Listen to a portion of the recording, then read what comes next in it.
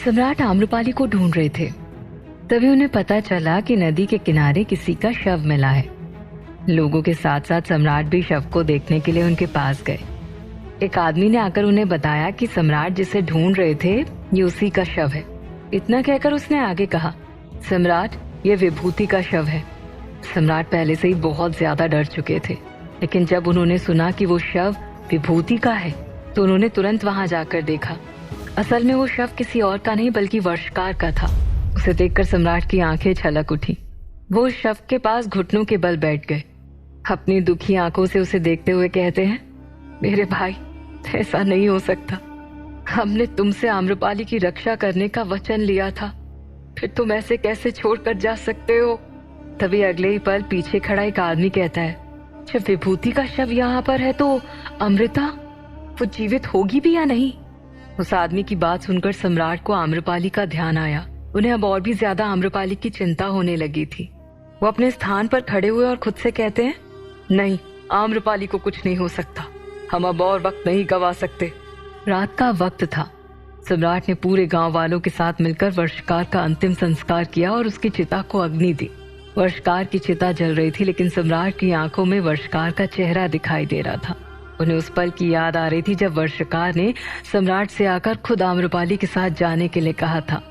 उसके शब्द, उसका कहा एक एक अक्षर सम्राट के कानों में गूंज रहा था। सम्राट, आम्रपाली हमारी बहन है, हम उनका पूरा ध्यान रखेंगे। आज तक आपने हमारे लिए बहुत कुछ किया, इसलिए हमें भी आपकी सहायता करने का एक तो अवसर दीजिए। सम्राट के मना करने के बावजूद भी वर्षकार आम्रपाली की रक्षा का वचन देकर उसके साथ आया था। अंतेय नाग भी सम्राट के बगल में ही खड़ा था। उसने सम्राट से धीमे स्वर में कहा, सम्राट, देवी आम्रपाली आसपास के गांव में नहीं है और वर्षकार अब इस दुनिया में नहीं है जो कि उनके साथ था, जो हमें उनके बारे में बता सकता था। हमें लगता है कि उन्हें ढूंढने के लिए अब हमें मगध के राज्यों में जाना होगा। सम्राट अंतेय नाग की बात सुन रहे थे। उन्होंने सामने जलती चिता की तरफ देखते हुए कहा, अंतेय नाग, अब ऐसे बात नहीं बनेगी।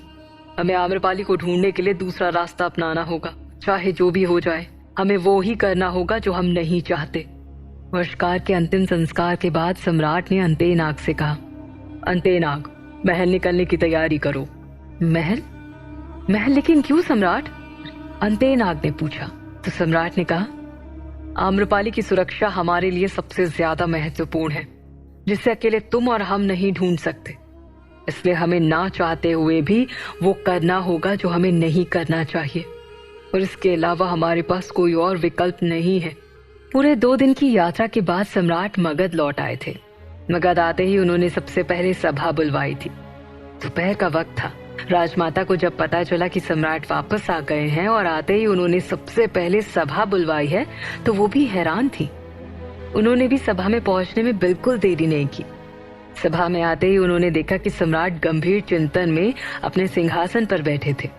हालांकि सभा में सभी उलझन में बैठे हुए थे, पर सम्राट, उनके चेहरे का रंग तो काला पड़ चुका था। आंखों के नीचे काले गड्ढे पड़ गए थे और चेहरे पर दाढ़ी अव्यवस्थित रूप से बढ़ी हुई थी। उनका स्वरूप देखकर राजमाता समझ गई थी कि सम्राट ने पिछले कुछ दिनों से अपना बिल्कुल भी ध्यान नहीं रखा। सम्राट को देखकर सभी के चेहरे पर प्रश्नात्मक भाव थे। राजमाता सम्राट के समीप गईं और उनकी चिंता करते हुए कहती हैं, पुत्र आते के साथ ही ये सभा क्यों? और तुम जिस कार्य के लिए गए थे वो पूर्ण हुआ या फिर नहीं? तो फिर सम्राट ने जवाब दिया, क्षमा कीजिएगा राजमाता, परंतु उसी कार्य की पूर्ति के लिए यह सभा अत्यंत आवश्यक है। सम्राट करने क्या वाले थे किसी को समझ नहीं आ रहा था। इसी दौरान रानी चेलना, जो कि अपने कक्ष में भोजन करने के पश्चात आराम फरमा रही थी, उनकी सबसे करीबी दासी ने आकर कहा, ये क्या रानी चेलना, आप आराम कर रही हैं? कल तक तो सम्राट के आने की बेसब्री से आप प्रतीक्षा कर रही थी, और जब आज सम्राट पहुंच गए हैं तो आप सो रही हैं। जैसे ही चेलना ने सम्राट का नाम सुना, वो तुरंत उठकर बैठ गई और कहती हैं, ये क्या कह रही हो? सम्राट आ गए? हाँ रानी चेलना, और वो भी सभा में है। जैसे ही चेलना ने ये सुना कि सम्राट सभा में है, वो तुरंत अपने स्थान पर खड़ी हुई और शीशे में जाकर अपना चेहरा ध्यान से देखने लगी। अपना श्रृंगार थोड़ा सा ठीक किया उन्होंने और फिर तेजी से चलते हुए सभा की तरफ जाने लगी। चलते चलते उसने कहा, इस सम्राट बीना न जाने कब आ जाते हैं, कब चले जाते हैं। अब तो सभा के बाद से लेकर जब तक वो यहाँ है ना, तब तक हम उनके आसपास ही रहेंगे। हम पत्नी है उनकी, हम भी देखते हैं इस बार बिना बताए कैसे जाते हैं। कुछ ही देर में चेलना भी सभा में पहुंच गई, लेकिन पूरी सभा में सन्नाटा पसरा हुआ देखकर उसे ये समझने में एक पल की भी देरी नहीं हुई कि बात बहुत गंभीर है। उसने जब सम्राट और राजमाता की तरफ देखा तो उन दोनों के चेहरे के भाव देखकर वो चुपचाप जाकर अपने स्थान पर बैठ गई। सभा तब तक शुरू नहीं हुई थी जब तक सभी लोग वहां उपस्थित नहीं हो गए। सभी राज्यों के सेनानायक को सम्राट ने शीघ्र अतिशीघ्र संदेश भिजवाकर बुलवा लिया था। गांधार के सभी राजकुमार भी वहां उपस्थित थे। जैसे ही आखिरी सदस्य सभा में आकर बैठा, सम्राट ने ऐलान करते हुए पूरी सभा से कहा, आप लोग यही सोच रहे होंगे ना कि अचानक से सभा का आयोजन क्यों किया गया है। उसकी वजह बहुत बड़ी है। हमें आप सबकी सहायता की अत्यंत आवश्यकता है। सभी सम्राट की तरफ हैरानी से देख रहे थे। सम्राट ने आगे कहा, आप सबके मन में उठ रहे सवालों के जवाब हमारे पास हैं। सम्राट ने अपनी बात पूरी भी नहीं की थी कि तभी गांधार के राजकुमार ने कहा, सम्राट, सहायता चाहे जिस प्रकार की हो, हम आपकी सहायता करने के लिए तैयार हैं, परंतु हम इसकी कीमत भी लेंगे। चेलना और राजमाता कुछ समझ नहीं पा रहे थे। चेलना ने मन में कहा, सम्राट किस सहायता की बात कर रहे हैं और उन्हें सहायता की आवश्यकता क्यों पड़ गई। लोग सम्राट के पास सहायता लेने आते हैं, परंतु सम्राट को सहायता मांगनी पड़े, इसका मतलब अवश्य ही कोई बहुत बड़ी बात है। लेकिन कहीं न कहीं राजमाता का मन आम्रपाली की तरफ ही जा रहा था। गांधार के राजकुमार की बात सुनकर सम्राट ने कहा, यदि आपने हमारी सहायता की और हमारा कार्य पूर्ण किया तो हम अवश्य ही आपकी मुंह मांगी कीमत देंगे। ये सुनते ही गांधार के राजकुमार के साथ साथ सभा में बैठे हर एक सदस्य के चेहरे पर आश्चर्य के भाव थे। गांधार के राजकुमार ने कहा, तो बताइए सम्राट, कैसी सहायता चाहिए आपको। गांधार नरेश का जवाब देते हुए सम्राट ने कहा, हमारी होने वाली भावी पत्नी आम्रपाली कुछ दिनों से लापता है। उन्हें ढूंढने में हमें आप सबकी सहायता की अत्यंत आवश्यकता है। क्या आप सब हमारी सहायता करेंगे। जैसे ही सम्राट ने ये कहा, चेलना के पैरों तले जमीन खिसक गई। उसके कान एकदम से सुन्न पड़ने लगे। उसे यकीन ही नहीं हो रहा था कि सम्राट ने आम्रपाली का नाम लिया। वहीं राजमाता ने भी कभी नहीं सोचा था कि सम्राट इस तरह से भरी सभा में आम्रपाली को ढूंढने के लिए लोगों से सहायता मांगेंगे। इससे पहले वो कुछ बोल पाती, सम्राट ने आगे कहा, भीम गांव में आई बाढ़ की वजह से देवी आम्रपाली का कुछ भी पता नहीं चल रहा है। जो कोई भी आम्रपाली को सही सलामत हम तक पहुंचाएगा उसे उसकी मुंह मांगी कीमत दी जाएगी। इसके अलावा जन साधारण प्रजा से कोई भी व्यक्ति आम्रपाली को ढूंढकर हम तक पहुंचाता है तो उसे हम राज्य का राज्यपाल घोषित करेंगे। इसलिए ये खबर प्रत्येक राज्य में, पूरे साम्राज्य में फैल जानी चाहिए। तो बताइए, क्या आप सब हमारी सहायता करेंगे। वहां बैठे सभी सेना नायकों ने एक साथ कहा, अवश्य सम्राट, आप आदेश दीजिए। सम्राट ने पूरी सभा को संबोधित करते हुए एक बार फिर ऊंचे स्वर में कहा, तो फिर ठीक है, आज से आप सभी अपने राज्य में या फिर जरूरत पड़ी तो पूरे भारतवर्ष में आम्रपाली को ढूंढेंगे और ढूंढकर उन्हें हमारे सामने लाएंगे। सम्राट ने इतना बड़ा ऐलान कर दिया था, लेकिन इसका परिणाम उन्होंने कदापि नहीं सोचा था, जबकि राजमाता सोच सोच कर चिंतित हो रही थी। जैसे ही सभी सेना नायक और सभा सदस्य वहां से चले गए, राजमाता ने तुरंत सम्राट को रोकते हुए कहा, तुम क्या कर रहे हो पुत्र। मुंह मांगी कीमत देने का बोलकर तुमने अपने ही पैरों पर कुल्हाड़ी मार ली है। तुम्हें याद भी है, यदि किसी ने तुमसे तुम्हारे पूरे साम्राज्य की मांग कर ली तो तुम्हें उन्हें देना पड़ेगा। चेलना अभी भी वहीं थी, उन दोनों की बातें सुन रही थी। वो मूर्ति बनकर खड़ी थी। सम्राट ने राजमाता की तरफ देखते हुए दृढ़ता के साथ कहा, राजमाता, यदि हम आम्रपाली को बचा नहीं पाए, उन्हें ढूंढ नहीं पाए तो ये साम्राज्य हमारे किसी काम का नहीं है। आम्रपाली है तो सब कुछ है, वो हमारे साथ है तो हम एक नहीं 1000 साम्राज्य खड़ा कर सकते हैं, लेकिन आम्रपाली के बिना इन सब का कोई महत्व नहीं। क्षमा कीजिए राजमाता, परंतु हमारे पास इसके अलावा कोई और विकल्प नहीं है। इतना कहकर सम्राट वहां से चले गए, लेकिन राजमाता के चेहरे पर अब परेशानी के भाव बिखर चुके थे।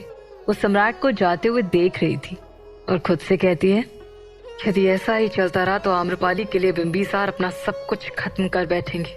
इसके बाद वो भी वहां से चली गई। उनके जाने के बाद चेलना का चेहरा बता रहा था कि आम्रपाली के वापस आने से उनका सब कुछ खत्म होने वाला है, साम्राज्य भी चला जाएगा और सम्राट भी। ये सोचकर वो घबराते हुए खुद से कहती है, हमें ये सब अब रोकना होगा, कुछ सोचना होगा। यदि आम्रपाली आ गई तो सब कुछ खत्म हो जाएगा, ये महल, ये साम्राज्य, हम ये सब नहीं खो सकते। चेलना अंदर ही अंदर इस समस्या का उपाय ढूंढने लगी थी। पूरे 3 दिन बीत चुके थे। पूरे मगध में ही नहीं बल्कि पूरे भारतवर्ष में आम्रपाली को लोग ढूंढ रहे थे। बड़े बड़े राजाओं को जब सम्राट की कीमत की बात पता चली तो सभी के मन में सिर्फ एक ही कीमत थी, और वो थी सम्राट का साम्राज्य। इसी लालच में सभी अपने अपने सैनिकों को आम्रपाली को ढूंढने के लिए पूरे भारतवर्ष में भेज देते हैं। इस समय ऐसा था कि जो आम्रपाली के बारे में नहीं जानता था वो भी उसे जानने लगा था। वहीं इन सबसे अनजान रानी कौशला देवी कौशलपुर में बैठी मगध वापस लौटने की योजना बना रही थी। तभी उनके भाई प्रसन्नजीत उनके पास आए और कहते हैं, अब क्या करने की योजना बना रही हैं आप बहन? कहीं मगध वापस जाने की तो नहीं सोच रही? तो कौशला देवी ने मुस्कुराते हुए जवाब दिया, आपको कैसे पता चला कि हम क्या सोच रहे हैं और क्या नहीं? तो प्रसन्नजीत ने कहा, हम दोनों के अंदर एक ही रक्त बह रहा है, तो भला तुम्हारे अंदर क्या चल रहा है ये हमें कैसे नहीं पता चलेगा। लेकिन तुमने मगध में जो भी कुछ कांड किए हैं उसके बाद मेरी सलाह मानो, वापस जाना खतरे से खाली नहीं होगा। सम्राट आपको दोबारा मौका कभी नहीं देने वाले। प्रसन्नजीत की बात सुनकर कौशला का चेहरा गंभीर हो गया, लेकिन फिर दृढ़ता के साथ उसने कहा, हमें सम्राट मौका दे या ना दे, अब हमें से कोई फर्क नहीं पड़ता। जिस दिन उन्होंने हमें कारागार में डाला था उसी दिन से हमने उनसे अपने सारे संबंध खत्म कर लिए थे। अब हमें सिर्फ हमारे पुत्र अजात शत्रु और मगध के राज सिंहासन से मतलब है। हम अपने पुत्र को सम्राट की गद्दी पर जब तक नहीं बैठा लेते हम चैन से नहीं बैठने वाले। राजमाता ने हमें आस्तीन के सांप से संबोधित किया था ना, अब उन्हें पता चलेगा कि असल में आस्तीन का सांप होता कैसा है। तब तक त्रिलोक सिंह भी वहां आ चुका था। कौशला की बात को आगे बढ़ाते हुए उसने कहा, भाई प्रसन्नजीत, बहन उचित कह रही है। अच्छा, तो मतलब तुम अभी भी कौशला का साथ दे रहे हो? प्रसन्नजीत ने साधारण स्वर में पूछा।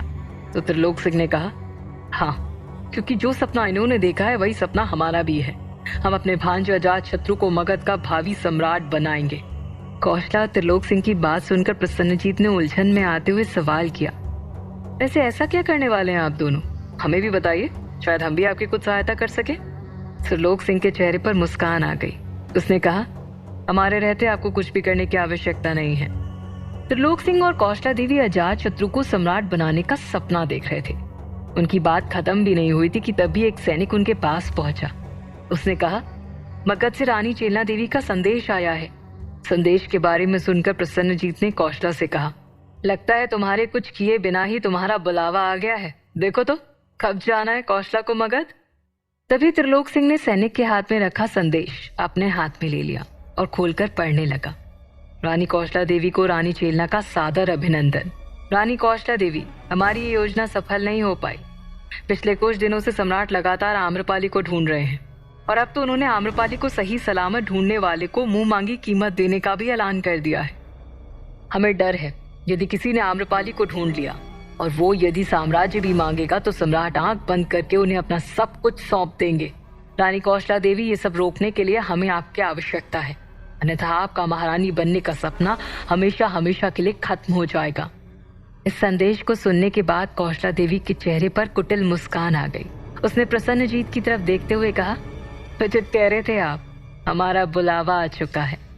मगध जाने के बाद क्या करेंगी कौशला देवी? कैसे ढूंढेंगे सम्राट आम्रपाली को? आखिर कहाँ गई थी आम्रपाली?